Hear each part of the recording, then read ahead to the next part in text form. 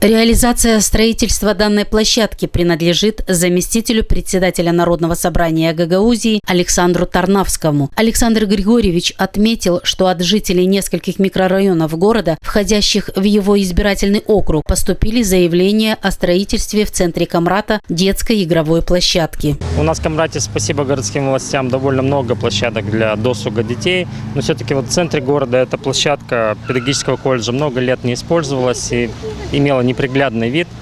И мы вышли с ходатайством в адрес педагогического колледжа. Они дали разрешение на то, чтобы здесь сделать именно детскую площадку. Здесь не менее 3000 детей проживает. Мы надеемся, что эта площадка одновременно сможет вместить до 100 детей. И даже когда строительные работы не были завершены, по вечерам детки все равно просачивались на площадку. И видно, что они ждут этого дня, ждут родители. Дети и их родители открытию еще одной площадки в городе очень радовались. Все они говорили о том, что эта площадка в городе самая красивая и является украшением центральной части. Она отгорожена, здесь есть тень. В парке немножко маловато тени, там очень много солнышка и деткам жарковато.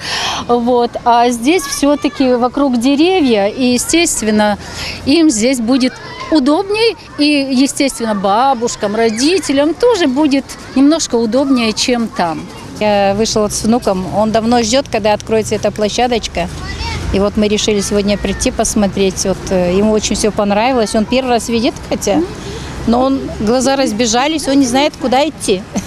То на этот аттракцион, то на другой. Я рад, что построили эту площадку. Спасибо тем, кто построил эту площадку. В качестве подрядной организации при устройстве игровой площадки выступила общественная благотворительная организация «ВИП-фонд», которая является учредителем строительной фирмы «ВИП-конструкт Суд». Ее председатель рассказал о замысле этого проекта. Замысел, который был в сердце у группы людей, да, то есть частных лиц, у некоторых руководителей администрации, в частности, Тарнавского Александра Григорьевича, это заместитель председателя Народного собрания, депутат Народного собрания.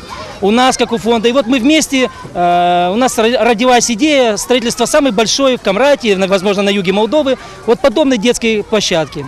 Мало людей, тех, которые понимают, что нужно развивать не только себя, свой капитал, но еще и вкладывать в детей, в будущие поколения.